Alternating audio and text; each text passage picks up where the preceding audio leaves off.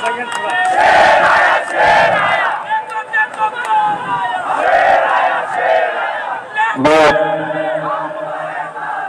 नागपुर की पुलिस से यह अनुरोध करना चाहूंगा कि माइनॉरिटीज डिपार्टमेंट, जिस डिपार्टमेंट के मुद्दे हम लेकर आए हैं, वो मुख्यमंत्री एकनाथ शिंदे साहब के पास ये डिपार्टमेंट है।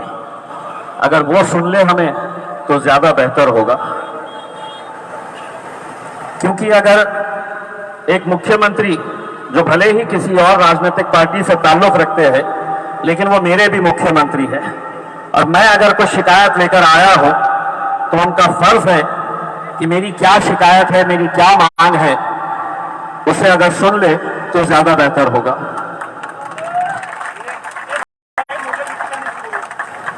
वरना मुख्यमंत्री साहब को यह भी एक पैगाम दे दीजिएगा कि ये सिर्फ आगाज है।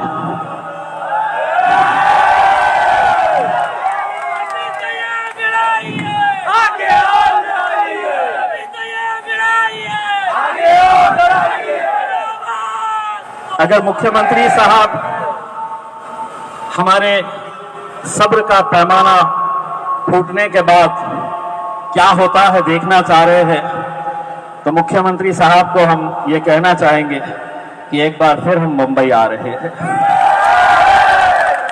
और इस बार सुबह आएंगे और शाम में वापस नहीं जाएंगे। जब तक अपनी मांगे पूरी नहीं होती है, मुंबई के अंदर बैठे रहेंगे।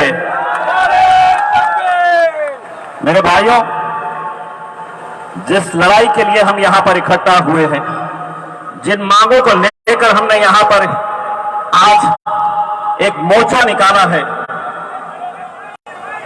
आप खुद जानते होंगे कि बॉम्बे हाई कोर्ट ने यह फैसला सुनाया था। बॉम्बे हाई कोर्ट ने यह कहा था, जब रिजर्वेशन का मुद्दा अदालत के अंदर गया, मराठाओं को रिजर्वेशन मिलना चाहिए, मुसलमानों को रिजर्वेशन मिलना चाहिए, तो अदालत ने बहुत सारे जो सरकार के कमिटीज थे, सरकार ने कमिटी बनाई थी कि देखो, समझो और हमको बताओ कि मुसलमानों का एजुकेशन, मुसलमानों की माशी हालत कैसी है, इसकी पूरी स्टडी करके हमें रिपोर्ट दो। एक रिपोर्ट बनी सच्चर कमीशन की। सच्चर कमीशन ने कहा कि इस मुल्क के अंदर सबसे ज्यादा अगर कोई पिछड़ा है, बल्कि उन्होंने यहां तक कहा था कि दलितों से ज्यादा इस मुल्क के अंदर मुसलमान पिछड़ा है। मुसलमानों को एजुकेशन के अंदर रिजर्वेशन मिलना चाहिए, नौकरियों के अंदर रिजर्वेशन मिलना चाहिए। यह जस्टिस सच्चर कमीशन की रिपोर्ट बताती है। वो रिपोर्ट आई तो लेके ठंडे बस्ते में रख दिए। फिर जब मुसलमानों ने मांग की तो कहा नहीं, हम दूसरा एक कमेटी बनाते हैं। फिर महमूदुर रहमान कमेटी बनी। महमूदुर रहमान कमेटी ने अपनी रिपोर्ट जब पेश की तो उन्होंने कहा कि मुसलमानों को कम से कम 8% एजुकेशन के अंदर रिजर्वेशन मिलना चाहिए। उन्होंने पूरा डिटेल में बताया कि कितने मुसलमान बच्चे तालीम से दूर हैं। चौथी तक आए तक कितने बच्चे स्कूल छोड़ देते, 7वीं तक आए तक कितने छोड़ देते हैं, 10वीं कितने मुकम्मल नहीं कर पाते हैं, 12वीं तक कितने नहीं पहुंच पाते हैं। ये पूरा स्टडी करके महमूदुर रहमान कमेटी ने दिया। रिपोर्ट आई, फिर ठंडे बस्ते में चले गई। फिर मुसलमान आए सड़कों पर तो कहा कि कुंडू कमेटी बनाई जाएगी। कुंडू कमेटी ने भी वही बातें बताई जो सच्चर कमीशन ने और महमूदुर रहमान कमेटी ने बताई। फिर उसके बाद जब कुंडू कमेटी की रिपोर्ट आई तो फिर गई ठंडे बस्ते में। फिर कहा कि नहीं, रंगनाथ मिश्रा कमीशन ये स्टडी करेगा। रंगनाथ मिश्रा कमीशन ने स्टडी किया और उन्होंने अपनी रिपोर्ट जो बनाई, वो Sachar commission, Mahmoodur Rahman committee, Kundu committee, तीनों के हिसाब से उन्होंने भी वैसी ही रिपोर्ट बनाई कि मुसलमानों को जब तक आप मेन स्ट्रीम के अंदर नहीं लेकर आएंगे, हम कोई आज से ताजमहल नहीं मांग रहे। हर माँ बाप की ख्वाहिश होती है कि अपने बच्चे को वो डॉक्टर बनाए, इंजीनियर बनाए, यूपीएससी के एग्जाम में बिठाए। लेकिन आज इतने सालों से जो साजिशें रची जा रही है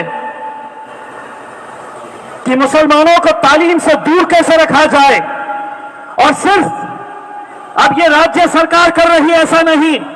कुछ दिन पहले केंद्र सरकार ने जो pre matric scholarship for minorities है, और हाँ, माइनॉरिटीज का मतलब लोगों को यह लगता है कि माइनॉरिटीज मतलब सिर्फ मुसलमान नहीं, माइनॉरिटीज के अंदर मुसलमानों के साथ बुद्धिस्ट समाज आता है, क्रिश्चियंस आते हैं, जैन्स आते हैं, सिख आते हैं, पारसी आते हैं। ये सब माइनॉरिटीज की प्री मैट्रिक स्कॉलरशिप बंद कर दी गई। उसके 8 दिन के बाद एक फैसला लिया गया कि मौलाना आजाद रिसर्च फेलोशिप जो केंद्र सरकार की तरफ से जो बच्चे पीएचडी कर रहे, रिसर्च कर रहे, उनकी स्कॉलरशिप बंद कर दी गई। मुझे तो हैरानी लोकसभा में बैठकर उस वक्त हुई जब कुछ कांग्रेस वालों ने और राष्ट्रवादी कांग्रेस वाले खड़े रह के ये कहे कि मराठाओं को रिजर्वेशन देना चाहिए, मुसलमानों को देना चाहिए।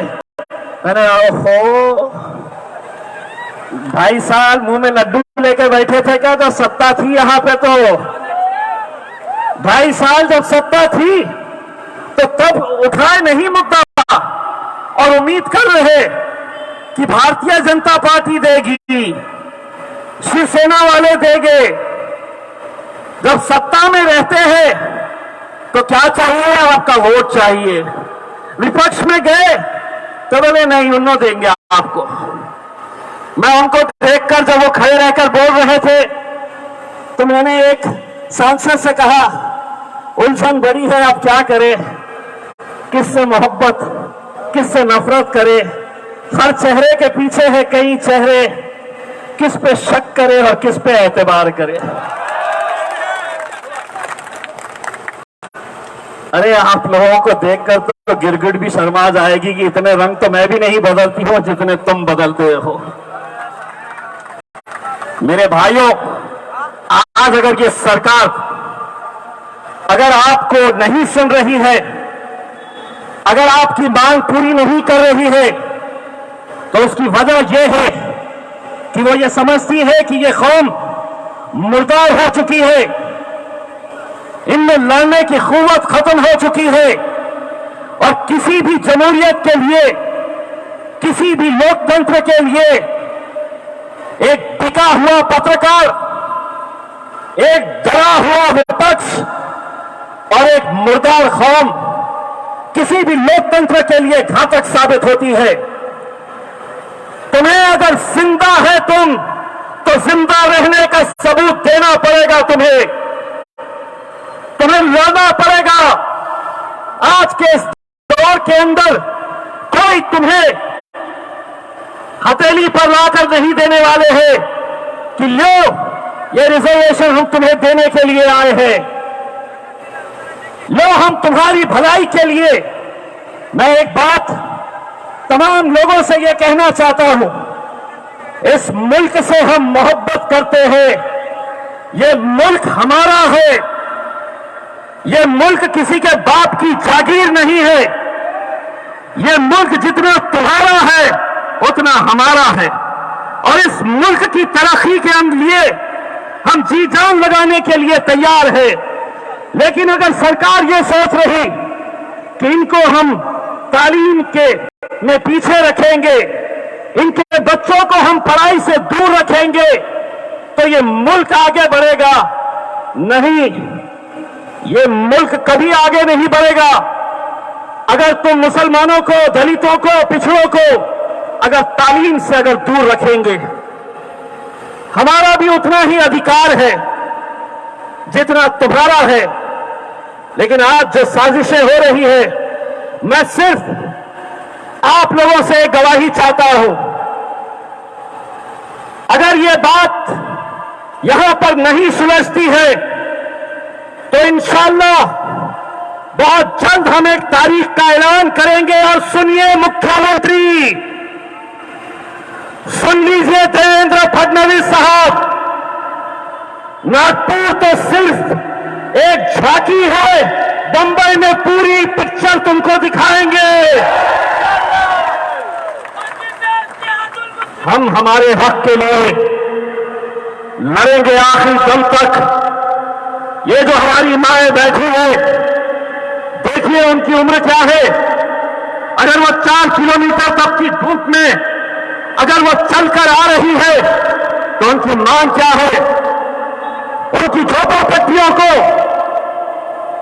नस्त नाबूद करने की जो साजिश रची जा रही है। मैं अम्मा तुमको एक बात बताता हूं, तुम्हारा बेटा इम्तियाज जलील तुम्हारे साथ पूरी ताकत के साथ खड़े रहेगा। मैं हक के लिए, सच्चाई के लिए हम पीछे हटने वालों में से नहीं है। और अगर कोई समझ रहा है कि ये डरने वाली जमात है तो सुनिए, पार्लियामेंट के अंदर उनके 300 बैठते हैं, हम 2 बैठते हैं और कैसा गरजते हैं। अगर किसी ने नहीं सुना है तो यूट्यूब पर जाकर देख लो तो तुमको समझ में आ जाएगा कि बाप बाप होता है। हमारी शराफत को हमारी कमजोरी मत समझना, हमारी शराफत को हमारी कमजोरी मत समझना। ये लड़ाई जो है, ये हमें अधिकार दिया है डॉक्टर बाबा साहब अंबेडकर के संविधान ने।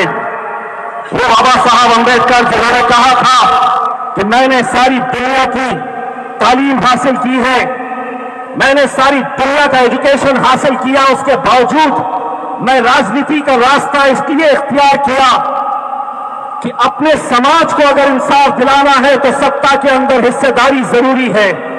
वो हिस्सेदारी के लिए आप लोगों को मेहनत जद्दोजहद करनी जरूरी है। विदर्भा के मैं तमाम नौजवानों का तहे दिल से शुक्रिया अदा करता हूं। जाते जाते तुम्हें मुझे जबान देनी होगी कि जिस दिन भी हम ऐलान करेंगे, और अब ये मुंबई में जब जाएंगे तो अब अकेले हम नहीं जाएंगे, असद साहब को भी लेकर आएंगे इंशाअल्लाह। और मुंबई की सड़कों के ऊपर असद साहब भी आपके साथ कांधे से कांधा लगाकर बैठे रहेंगे। अगर आप मेरे साथ वहां पर चलने के लिए तैयार है तो दोनों हाथ ऊंचे करके मेरे साथ नारा लगाइए, नारे तकबीर, नारे तकबीर। बस यही दुआ है।